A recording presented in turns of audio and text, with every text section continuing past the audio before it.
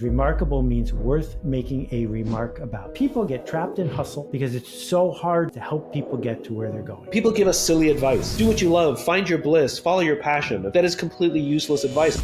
Seth Godin and Simon Sinek, two titans in business, leadership, and innovation. Seth's books bring a wealth of knowledge on entrepreneurship and the essence of impactful ideas. Simon's works offer inspiration on leadership and how to cultivate an environment.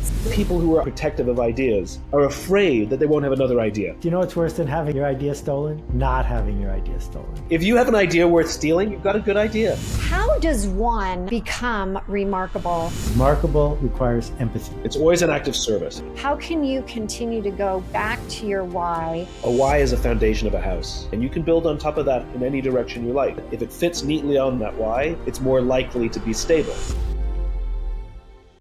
So here we are, guys. I have been looking forward to this for, literally since I heard this was going to happen. I'm not going to get into how it happened because I probably am going to do a solo episode on how that was manifested. But Seth, I have to say, I would like to purple cow this podcast right now. And I want to take it from the ordinary to the extraordinary. There it is. And I want to say that, and I was saying this before we got on, I had no idea that when I created the company Relaunch, and I said that I am relaunching people into this whole new way of reimagining themselves, that it actually came from Purple Cow. So on this podcast, I'd like to say, forget about being guests. You guys are my co-hosts. We are going to have a very interactive conversation around relaunches, around tuning in and not tuning out to what's going on in the world. Okay? Bring it on. All right, let's do this. Okay. So I talk about relaunch into remarkable. You both have really dove into remarkable in books that you've written, talks that you've talked about. How does one become remarkable in your mind? And let's go with Seth, since we've been carrying on for a little bit here. Just what do you think? How does one start to become remarkable in today's world?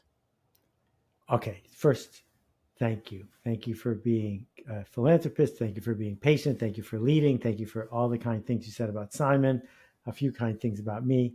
And remarkable has nothing to do with gimmicks, and it has nothing to do with what you want. Remarkable requires empathy, because remarkable means worth making a remark about. Not that you're going to make a remark about it, but that the people you serve will make a remark about it. So what people fail to mention about Simon's TED Talk is it's not a TED Talk. It's a TEDx talk. It's a TEDx talk that he wasn't picked by the powers that be to be on the main stage in front of all the fancy people. It's a TEDx talk of which there are many, many. So how did it end up with 400 million views? And the answer is because people sent it to someone else. Did they do that because they like Simon like I like Simon? No. They did it because it would make their life better if someone they cared about saw this. It's worth remarking on. And so where people get stuck is they get trapped in hustle because it's so hard to do their work. They get trapped in social media thinking that their job is to work for TikTok or LinkedIn or whatever. No, your job is to help people get to where they're going. And what do you think, Simon? I mean, I can't say anything more, but also I want to echo Seth's gratitude. Thank you, Hilary, for giving to charity. I really appreciate you supporting the curve. That means a huge amount to me and to those you're supporting. The most common, just to underscore what Seth said, the most common compliment I would get when I first started doing the Start With Why talk was, "Thank you so much. I've been trying to say that for years." And being remarkable means that it's not about the person doing the talking. It's about the person doing the listening. That's it. That's what I've been trying to say. And then Seth said, I'm going to send it to my friends. Like, he said what I've been trying to tell you. And that's what makes it remarkable, is that it's helping other people either put something into words or capture a feeling or communicate an idea, whatever it is. what you'll see is a lot of the great ideas that spread help us spread our ideas, less about spreading their ideas.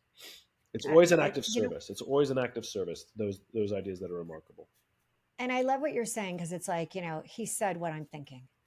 And I felt that same way when I heard it 100 different times. And so I always do this at the beginning of our relaunch podcast. I like to understand, and Simon, I'm going to start with you. In reading so much more, and yes, I've taken your why course. I noticed that you always talk about your optimism and silver linings. And what you probably don't know is this podcast years ago started out as the Silver Lined podcast, the Silver Lined Relaunch podcast. And the reason I did it was, we all have relaunches in our lives. We all have transitions. We have health relaunches, global relaunches, personal relaunches, and professional relaunches. And out of the 220 relaunch podcasts I've done, I've never had one person say if they could go back and redo something, change something. Not one person has said, I would do it. And so when I was listening to more of what you're talking about, what I found captivating was, in a significant relaunch that you've had, probably one of your most significant, it started you down this whole path of why. So I'd love to hear from you, your relaunch story, and how it literally has allowed you to be the man you are today. Um, that's a very interesting insight in 200 plus podcasts Yeah. that nobody wants I've never heard to that redo before. something. I find that fascinating.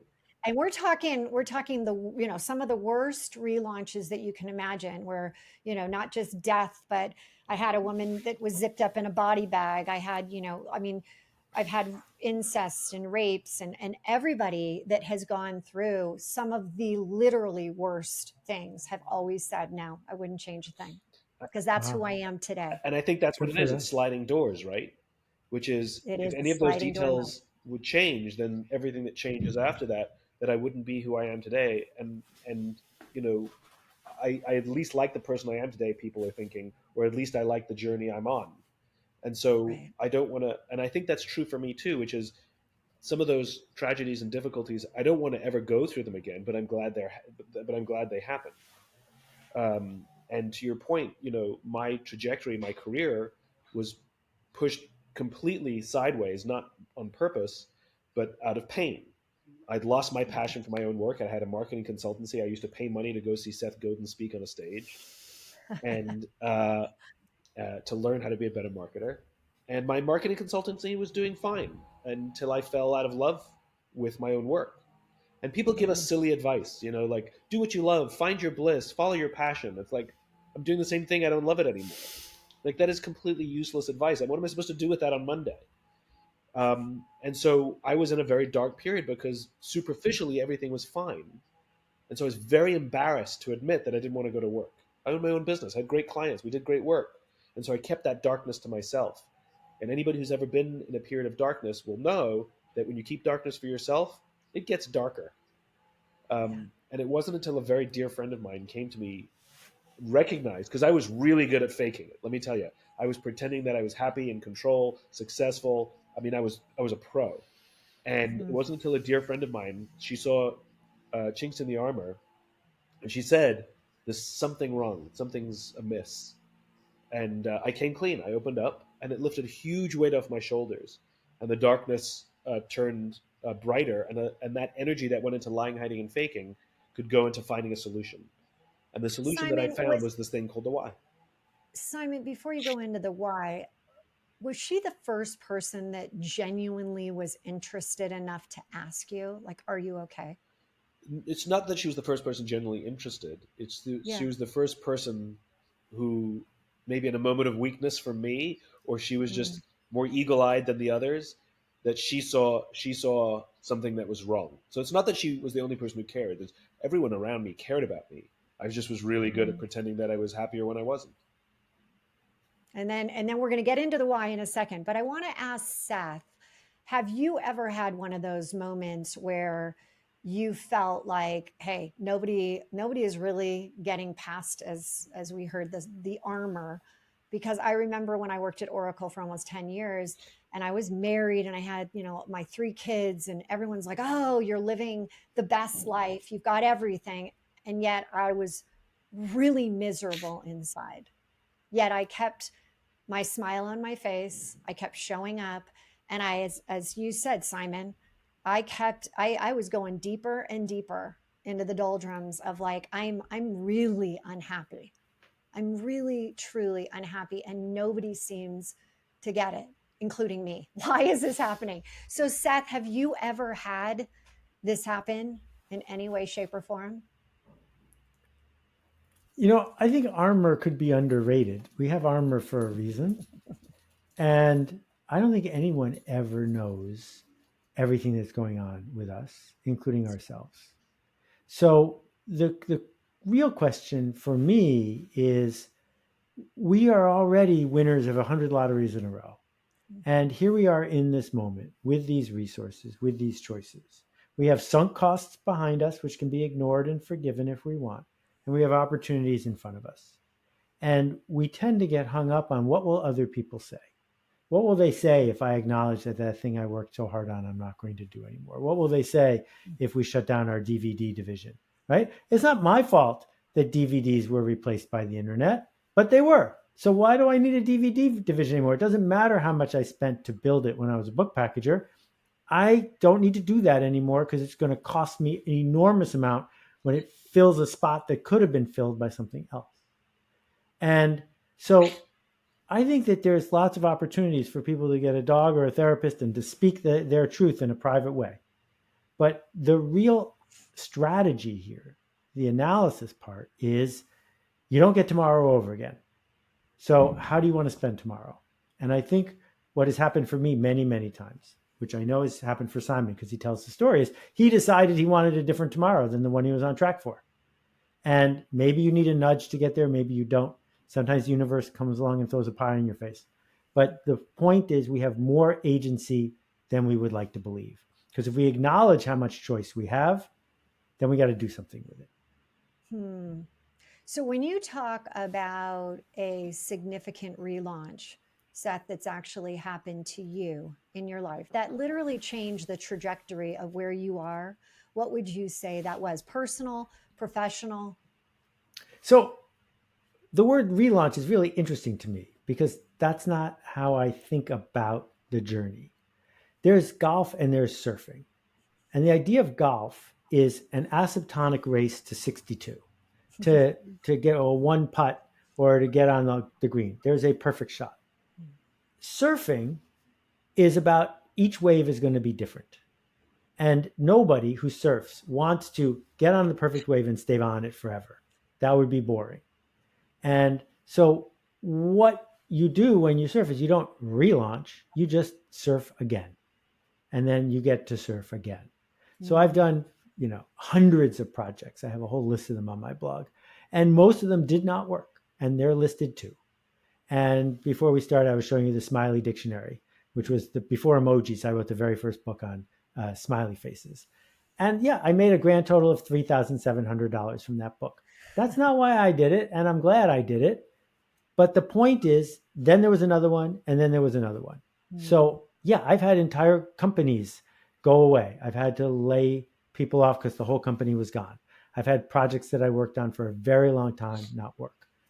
On the personal front, I've been super lucky finding the most amazing family. But in 1991, you would have found me teaching canoeing from a boat in Algonquin Park, Canada, north of Toronto. The one thing I wanted to do for the rest of my life.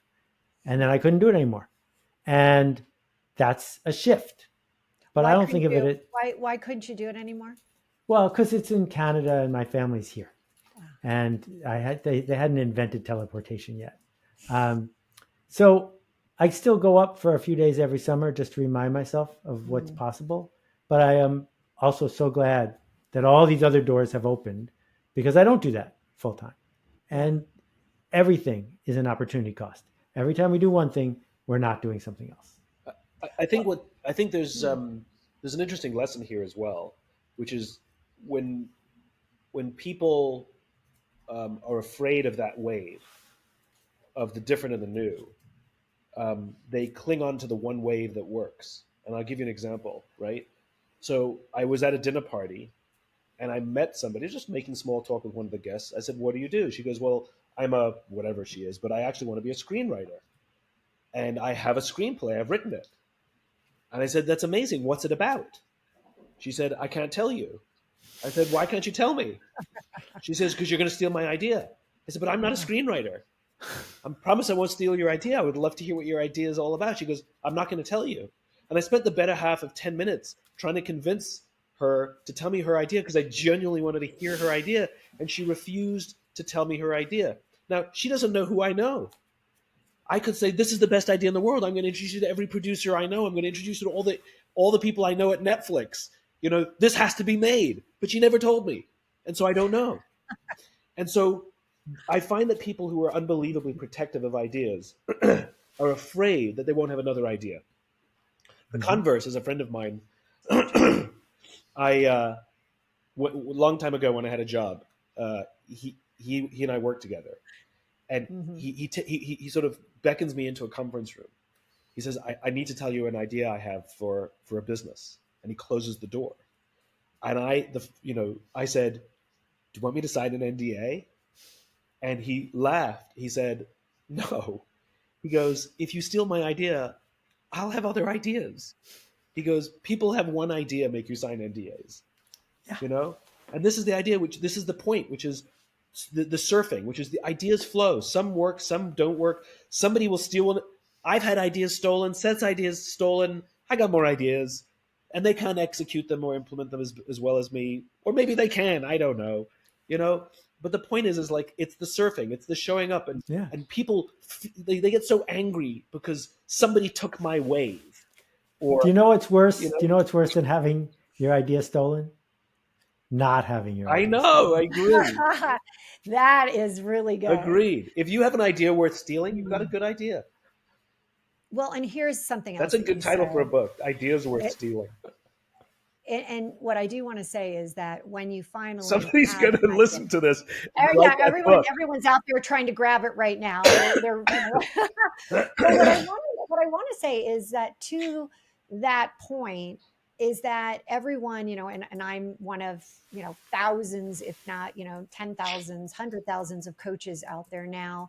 And everyone is saying, whenever I say, oh, you're a coach. And I'm like, well, not exactly. I mix in a little of the ancient wisdom and neuroscience. And I say, but really what I do is relaunch into your remarkable. And how do we do that? And here's how we're going forward.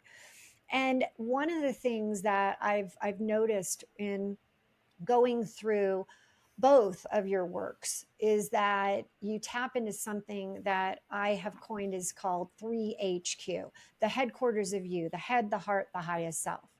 And I'd love to hear how you're seeing, and I know Simon, with what you're doing, there's the why part of the heart is right there. And I'd love to hear from you first. And then Seth, I'd love to hear how you're taking this concept so that it's not just thought based. You're creating, and I've read it in all of your blogs. You have that, you're doing it in your books.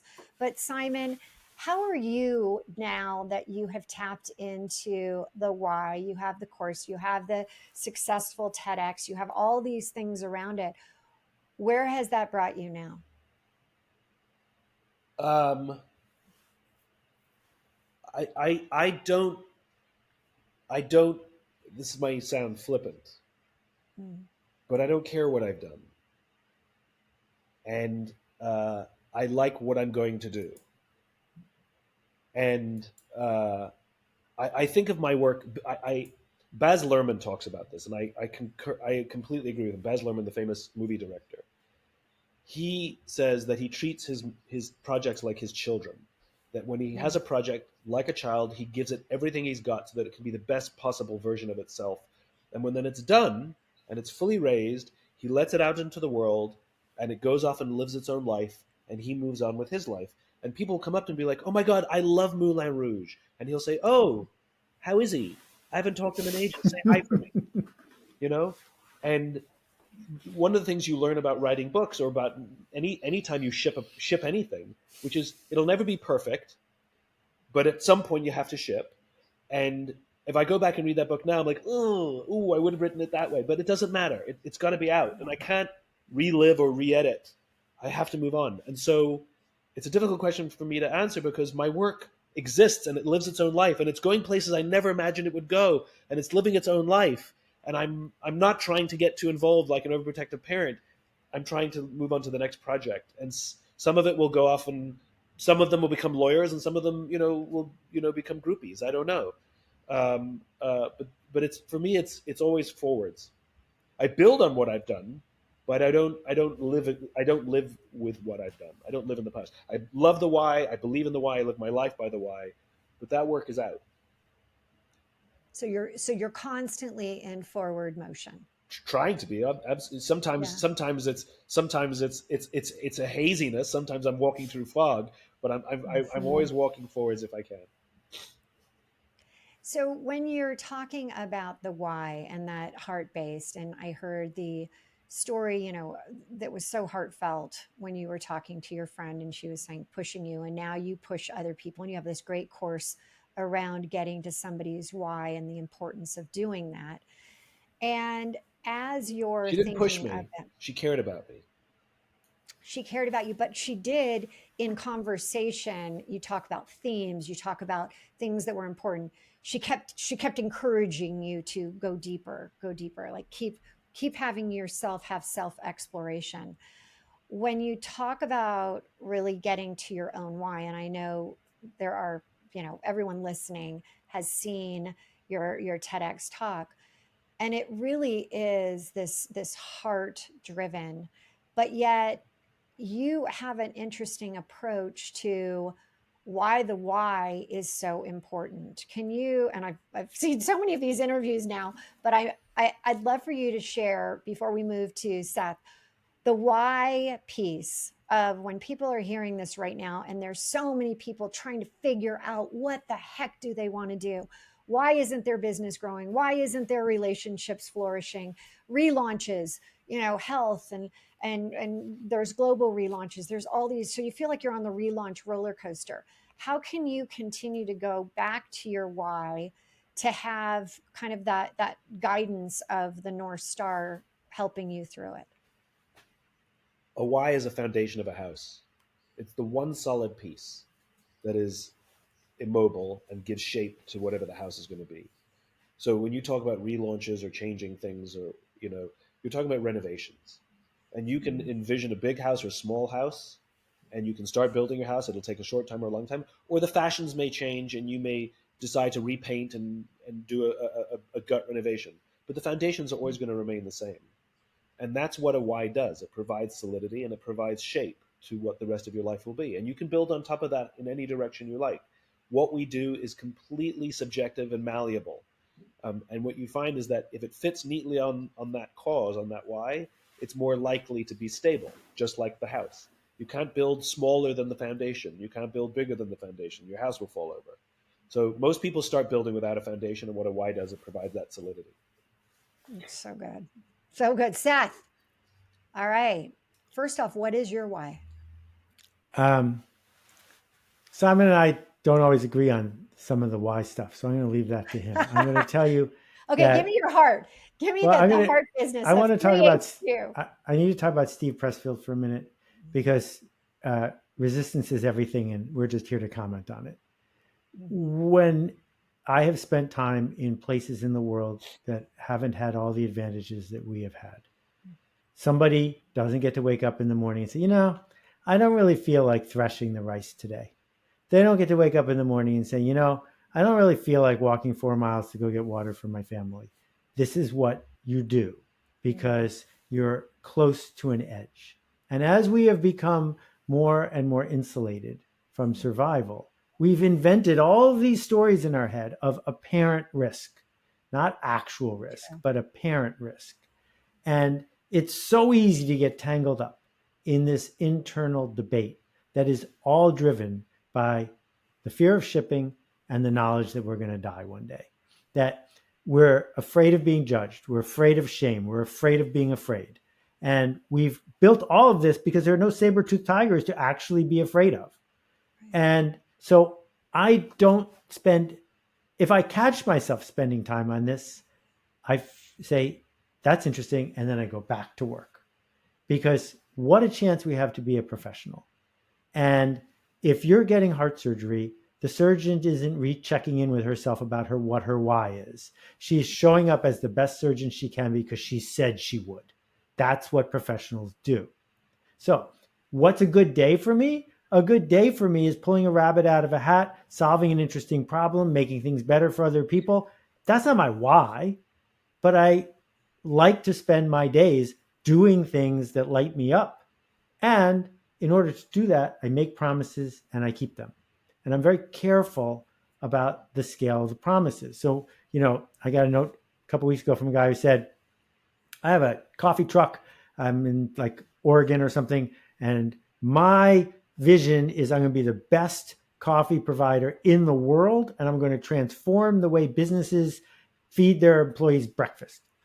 And I was like, that's a very big promise for someone with one coffee truck. Why don't we begin with, I'm going to develop a route that has happy customers and is successful enough that I can hire someone else to drive the truck?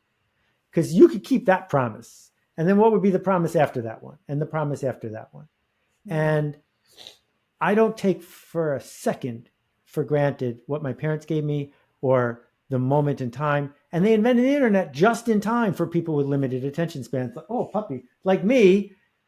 How lucky could that be? Like, what would happen if I had been born into a house full of accountants and it was 1842?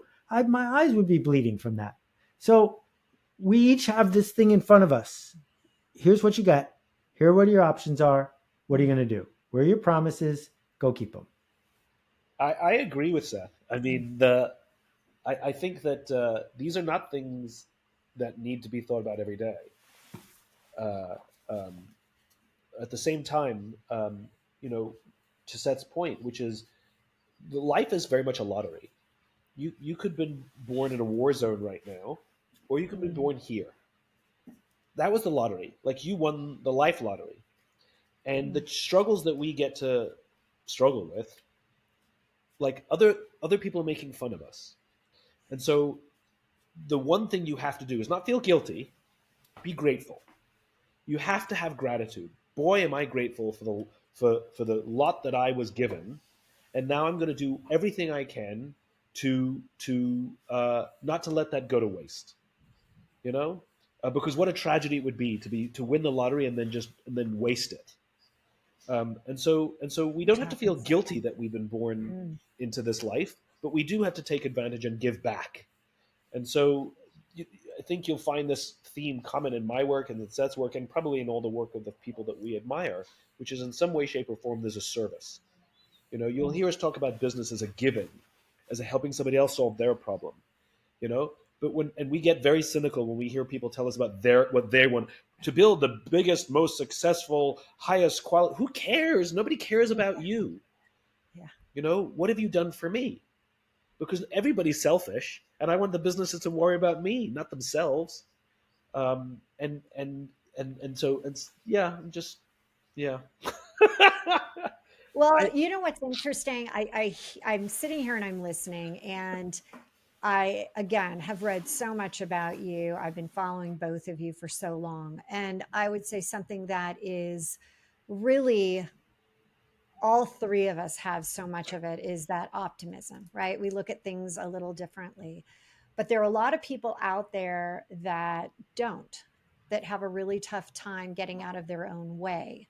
And so, one thing that I would like to do with both of you, because I'm very curious, this is one of the things that, if I look at my core values, my curiosity gets me a lot of times.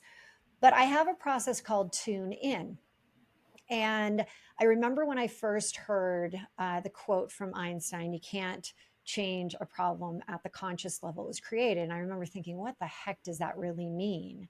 And the more I got involved in neuroscience, the more that I started to realize that our emotions have energy and that there is a vibration, and that when people say they're stuck, they're angry, they're feeling unfulfilled, they're feeling frustrated, it's a low vibrational energy. And so what they're trying to attract at that low vibration, law of resonance, is what they're going to get. And so I'd like to take you through a process that actually helps people realize that they are in control of success on demand. They can literally, no matter what relaunch, and I know, Seth, you were saying the whole relaunch thing, but yet relaunches are going to happen. And you don't know if it's going to happen today. You don't know. The people listening right now could be going through personal relaunches, professional relaunches. We're all going through global relaunches. We all went through a massive one with the pandemic. And people need to have that ability to do things on their own. And so I created Tune In, and I'd like to take you through the 4 steps and then get your thoughts around it. Okay. So, step 1, I'm going to ask you what your biggest challenge is today. And you're each going to answer, what is your biggest challenge that you have today? And we'll start with Seth. I'm stalling for time as I think about a good answer. I am thrilled at the way that you are helping people deal with the softer, fizzier side of their emotions. I'm uncomfortable if we start to bring neuroscience in because I'm not a neuroscientist and Yep. I'd rather not. You don't need to. I just saying that I wanted to say that part out loud. Okay. Yeah, the 4 steps. It just trust me on the process because got it. My biggest challenge is using the insight and leverage that I may have to decode how to help with the storytelling and forward motion around our climate emergency. Okay, so decode basically what you know. Say that again in like layman's terms. Sure. So here's the problem. The problem is the world is melting. Our children and grandchildren are going to be in really big trouble, not to mention the people we don't even know who are going to become climate refugees. We know what to do, and it's not happening. That's a marketing problem. Okay. I am supposed to be good at marketing. I would like to help solve that marketing problem. Okay. So the challenge is around climate control and marketing and getting the message out of how scary it is. No, making change happen, not get the message out. Okay. Making change. Okay. And Simon, what is your biggest challenge that you have right now? I'm in a period of reinvention and trying to figure out what comes next and how I bring my movement, how I advance my movement in a different way. Okay. So that's occupying a lot of my thought these days. Okay. And I think that reinvention and advancement and how and where you're going, I think that a lot of people are going through that as well. So that is the challenge, right? And when you have a challenge, it's a lower vibrational level. So step 2 is what I call change the channel. And it's how you go from a low vibrational energy of the challenge to a higher level where you actually, from a conscious level, thinking brain, can start to think about solutions. So this step is just change your channel. And the way I do it is with a power song, a song that when you think about it, it lights you up. You cannot be low vibrational energy. So Simon, I already know what Seth is going to say that he has. Simon, what is your song that when you hear it, it just lights you up? Sanson's Organ Symphony. Organ Symphony? Mm-hmm. Okay. And what was the song? No, the composer's name is Sansons. SAINT-SANS. Okay. Okay, so I want you right now to start thinking about that from your head to your, normally you could either put it on so you're hearing it, or you can play it in your mind. But the key, Simon, is that you got to change the state.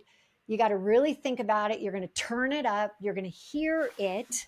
You're going to hear this song and you're going to feel yourself energetically rise. Okay. Seth, and you got to do it for at least 20 seconds because that's the science behind having it actually change your state. Okay. Seth, what is your song that when you hear it, it lights you up? It has to be performed by multiple people, not on record. And it goes like this. And the seasons, they go round and round, and the painted ponies go up and down. And down. I have sung that around campfires my whole life. Okay, I love it. Now I want both of you to hear the song, I okay? can only hear Your Seth's song song. now. I I know. can only hear the symphony, so we're even. This is the process. So, okay, but I want you guys to take it in, all right? Move your body. Feel it light you up. Again, this is your power song, 20 seconds, all right? Now we go into step 3. And step 3 is where you create that mini movie in your mind. You are the star and you are on the stage. And what you're seeing, Seth, is that you're seeing this making change. You're actually a change maker around climate, around what's happening. You're out there, you're seeing it happen, you're seeing it taking place.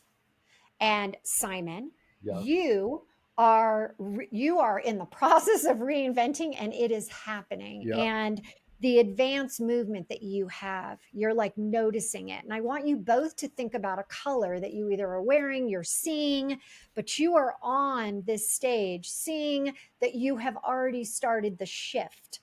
Okay. And I want you to tune back into your song, that power song. All right, Simon. Yeah. You got that? What color? What color do you see? Orange. Orange. I want you to intensify that orange. Seth, what color are you seeing? You know what color. Let me guess. Yellow. No, it's this one right here. I know. Oh, okay. Oh my God. But the yellow stands out. Okay. So is it like that? Oh, it's the purple. Of course. Got it. Okay. So I want you both intensify that. Now, hear the power song again.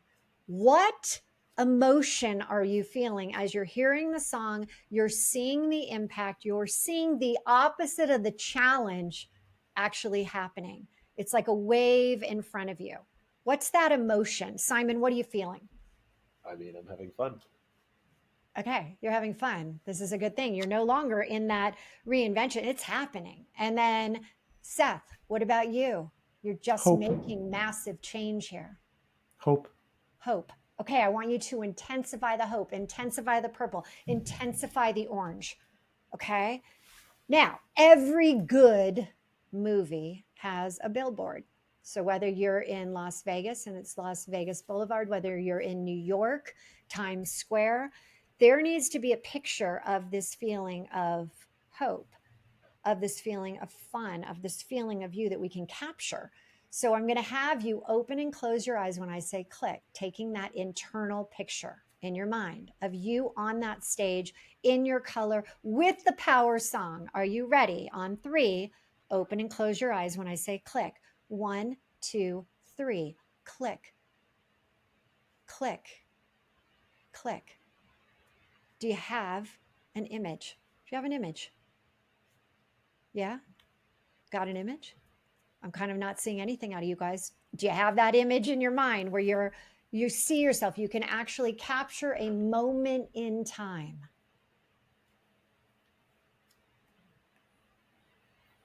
I have like a shadow of an image, but not. At- This is and that I'm and that letting you down here. No, I'm you're sorry. not at all, because here's the thing. The shadow, you have a very big this idea around what you're trying to go for with climate change, okay? That is very big. What we want to start doing is adding to the movie, adding to it. Because here's what I want you to know, that when you can clearly see yourself and the impact and where you will be in the future, that's when in step 4, when we start to have these micro pops, these pops of inspiration of what you can be doing on a daily, on a moment, to actually have that image get one step closer is what we're going for. Because remember what I said, when you're low energetic, low vibration, lower level, it's tough to come up with like, what should I be doing to really make the impact, to really have that reinvention. And so we go to step 4 and we have these micro pops, these pops. And imagine you tune back in and you say, what could I really be doing right now? Small, small, small. It goes back to one of your books, Seth, about, big, small. And I want you to really think about this from the sense of small inspirational actions that you could be doing once a day, twice a day. What if you do it 3 times a day around this specific one? Going into your power song, where will you be? What will that allow for you to do? Those small focus points. That's where you start to say, okay, so now I'm going to ask you, Simon, with a small pop, going for reinvention, going for this next thing, thinking about your power song, what could a pop be for you? Smallest action step. What could it be that would actually help you move forward in terms of your reinvention? What would one be? I'm I'm not stuck. No, I know you're not stuck. I'm just I'm just There's just uncertainty. That's all.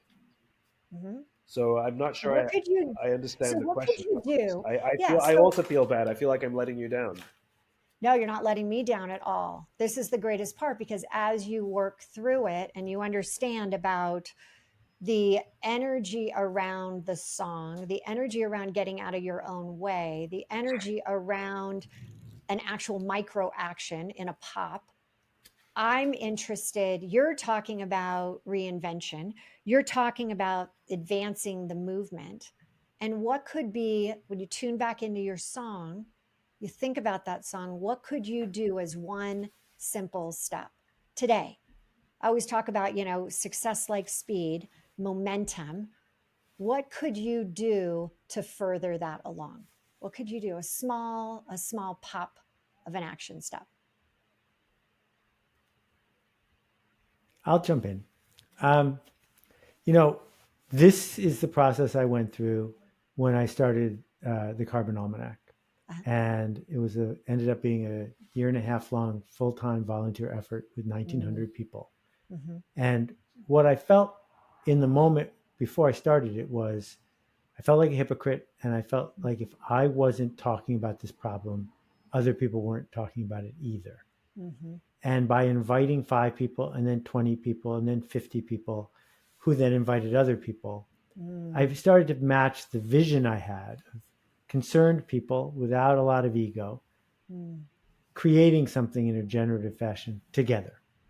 And that momentum gave so many of us solace to produce a book that became a bestseller around the world.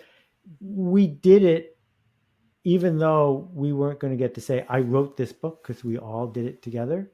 But it mm, was the metaphor of doing it together that is what I see on this billboard. So that process of getting out of my way was critical.